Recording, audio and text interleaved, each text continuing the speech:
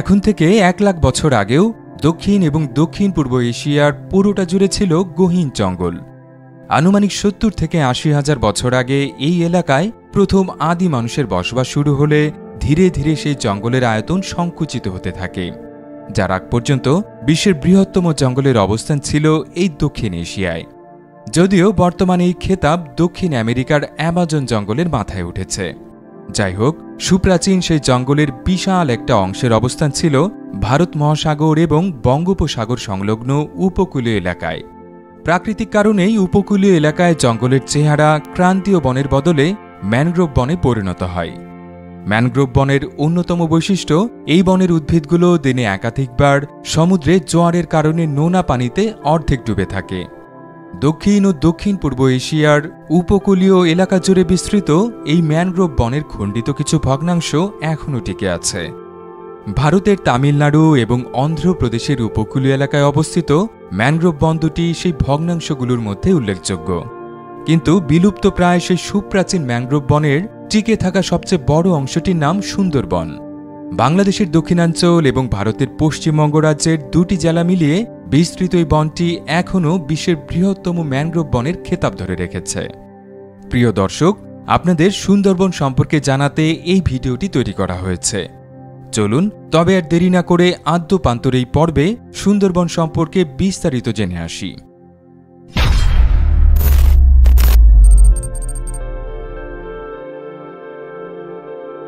বাংলাদেশের খুলনা বিভাগ এবং ভারতের পশ্চিমবঙ্গ রাজ্যের উত্তর ও দক্ষিণ 24 পরগনা এই দুটো জেলা মিলিয়ে বিস্তৃত বিশ্বের বৃহত্তম ম্যানগ্রোভ বন সুন্দরবনের মোট আয়তন প্রায় 10,000 বর্গ কিলোমিটার।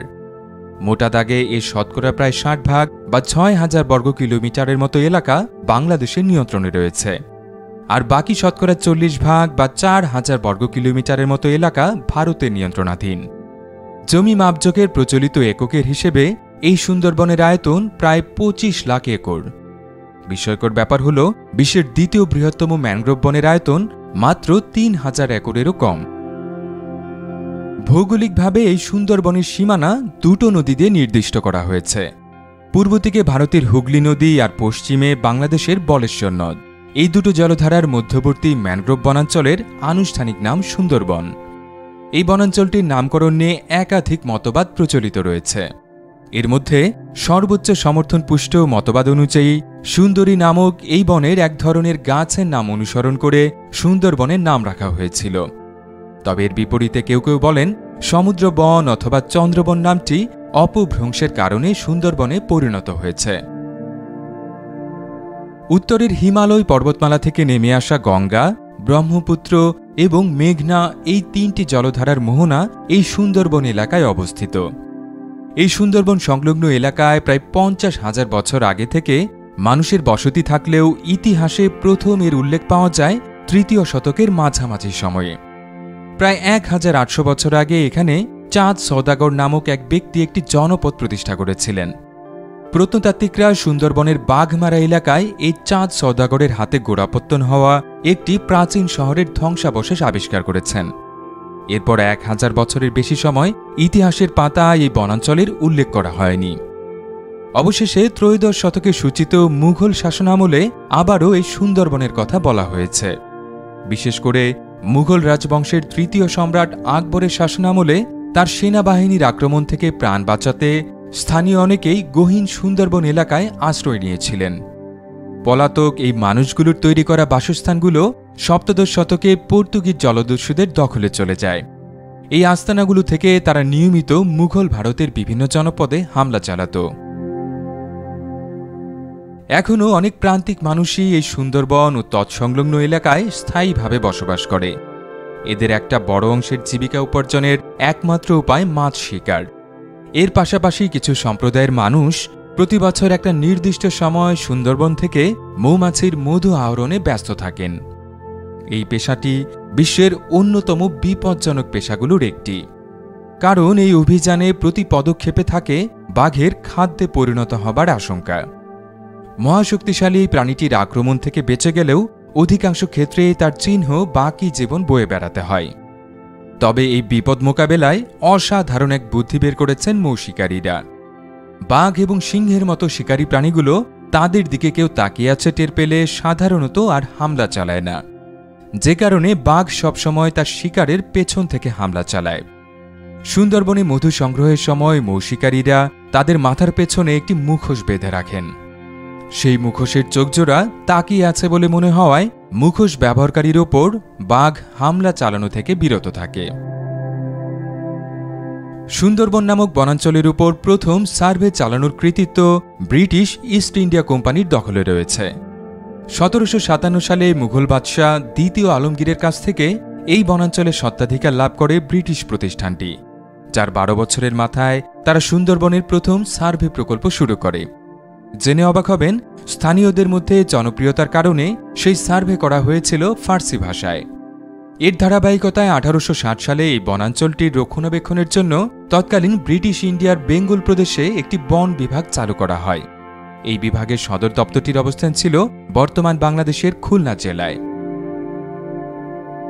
সুন্দরবনের জীববৈচিত্র্য নিয়ে কথা বলতে গেলে অবধারিতভাবে প্রথমেই যে প্রাণীটির কথা বলতে হবে সেটি রয়্যাল বেঙ্গল টাইগার। আক্ষরিক অর্থেই রাজসিক এই প্রাণীটি তার হলুদের উপর কালো ডোরাকাটা রঙের জন্য বিশ্বখ্যাত। এই প্রজাতির পূর্ণবয়স্ক পুরুষ সদস্যদের নাক থেকে লেজের ডগা পর্যন্ত গড় দৈর্ঘ্য প্রায় 10 ফুট, তবে এর মধ্যে প্রাণীটির লেজের দৈর্ঘ্যই প্রায় 3 ফুটের মতো। এদের গড় ওজন 200 থেকে 250 কেজির মতো হয়ে থাকে। তবে এখন পর্যন্ত আবিষ্কৃত সবচেয়ে বড় বাঘটির ওজন ছিল পুরো 350 কেজি। প্রকৃতিতে এই প্রাণীগুলো নিভৃতচারী হয়ে থাকে। এরা বন্য শূকর, হরিণ এবং মহিষের মতো প্রাণী শিকারের মাধ্যমে জীবন ধারণ করে। বিজ্ঞানীদের ধারণা অনুযায়ী পুরো দক্ষিণ এশিয়ায় আনুমানিক 2500-এর মতো রয়্যাল বেঙ্গল টাইগার রয়েছে। এর শতকরা 10 ভাগই সুন্দরবনে বসবাস করে। রয়্যাল বেঙ্গল টাইগারের পাশাপাশি সুন্দরবনের বাসিন্দা বন্যপ্রাণীদের মধ্যে রেসাস বানর, চিতল হরিণ, ধূসর মাথা মেছো ঈগল, নীল মাছরাঙা, নোনা পানির কুমির এবং করাত মাছ উল্লেখযোগ্য। এছাড়া ইরাবতী ডলফিন নামক এক প্রজাতির জলচর স্তন্যপায়ী প্রাণীও সুন্দরবনের মধ্য দিয়ে প্রবাহিত নদী নালায় বসবাস করে। তবে নদী দূষণের কারণে এদের অস্তিত্ব হুমকির মুখে পড়েছে। বাঘের মতো এই বনে বসবাসকারী অনিন্দ্য সুন্দর চিতল হরিণের অস্তিত্বও হুমকির মধ্যে রয়েছে। একসময় পুরো সুন্দরবনে কয়েক লাখ হরিণ ঘুরে বেড়ালেও বর্তমানে এই সংখ্যা কমে 30,000-এ নেমে এসেছে। আর এই বনাঞ্চল থেকে এরই মধ্যে বিলুপ্ত হয়ে যাওয়া প্রাণীর তালিকায় রয়েছে জাভান রাইনোসোরাস নামক এক প্রজাতির শিংবিহীন গন্ডার। উদ্বেগের বিষয় হল, বিভিন্ন কারণে সুন্দরবনের আয়তন ক্রমেই সংকুচিত হচ্ছে। 200 বছর আগেও ব্রিটিশদের পরিচালিত সার্ভে অনুযায়ী এই বনাঞ্চলের আয়তন ছিল প্রায় 17,000 বর্গ কিলোমিটার বা 42 লাখ একরেরও বেশি। এই সংকোচনের পেছনে জনসংখ্যা বৃদ্ধি এবং মানব আগ্রাসনের পাশাপাশি ঘূর্ণিঝড়ের মতো প্রাকৃতিক দুর্যোগেরও হাত রয়েছে। বিশেষ করে ভৌগোলিক অবস্থানের কারণে বঙ্গোপসাগরের উপকূলীয় এলাকায় প্রায় প্রতি বছরই একাধিক ঘূর্ণিঝড় আঘাত হানে। আর কয়েক বছর পরপরই মহাশক্তিশালী এক একটি ঘূর্ণিঝড় এই এলাকায় তাণ্ডব চালিয়ে যায়। জাতিসংঘের প্রতিবেদন অনুযায়ী 2007 সালে এক ঘূর্ণিঝড় সিডরের আঘাতেই সুন্দরবনের শতকরা 40 ভাগ উজাড় হয়ে যায়। সেই ক্ষতির মাত্রা পুরোপুরি বুঝে ওঠার আগেই 2 বছরের মাথায় এই বনাঞ্চলে ফের আঘাত হানে আইলা নামের বিধ্বংসী আরেকটি ঘূর্ণিঝড়। ওই ঝড়েও সুন্দরবনে বিদ্যমান জীববৈচিত্র্যের ব্যাপক ক্ষয়ক্ষতি হয়। প্রাকৃতিক কারণের মতো সুন্দরবন ধ্বংসে মানবসৃষ্ট কারণের ভূমিকাও অনেক। এর মধ্যে প্রথমেই রয়েছে বিশ্বব্যাপী জলবায়ু পরিবর্তনের ফলে সমুদ্রপৃষ্ঠের উচ্চতা বৃদ্ধির বিষয়টি। 2007 সালে ইউনেস্কো পরিচালিত এক গবেষণার ফলাফল অনুযায়ী বিশ্বের বিভিন্ন দেশ প্যারিস জলবায়ু চুক্তির শর্তগুলো পূরণে ব্যর্থ হলে এই শতকের শেষ নাগাদ বঙ্গোপসাগরের সমুদ্রপৃষ্ঠের গড় উচ্চতা 45 সেন্টিমিটার বা 1.5 ফুট পর্যন্ত বেড়ে যাবার আশঙ্কা রয়েছে। তেমনটা হলে সুন্দরবনের শতকরা 75 ভাগই হারিয়ে যাবে বলে জানিয়েছেন গবেষকরা।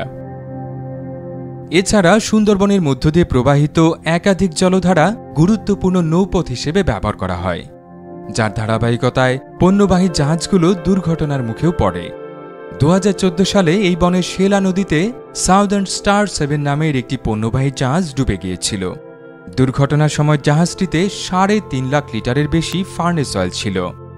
দুর্ঘটনার পর সেই জ্বালানি তেল প্রায় 350 বর্গ কিলোমিটার এলাকা জুড়ে ছড়িয়ে পড়ায় সুন্দরবনের জীববৈচিত্র্যের বিপুল ক্ষতি হয়েছে বলে ধারণা করা হয়। তবে আশার ব্যাপার হল, রয়্যাল বেঙ্গল বাঘ এবং তার কারণে সুন্দরবন সংরক্ষণের প্রতি স্থানীয় মানুষের আগ্রহ রয়েছে। বাংলাদেশ এবং ভারত দুটো দেশই এই বাঘকে তাদের জাতীয় প্রাণীর মর্যাদা দিয়েছে। তাই আশা করা যায় জাতীয় প্রাণী ও তার বাসস্থান বাঁচাতে দুটো দেশই তাদের সামর্থ্য অনুযায়ী সর্বোচ্চ চেষ্টা করবে। আর তাদের সম্মিলিত চেষ্টার ফলে অনন্য এই বনাঞ্চলটি রক্ষা পাবে, এমনটাই আশা বিশ্ববাসীর।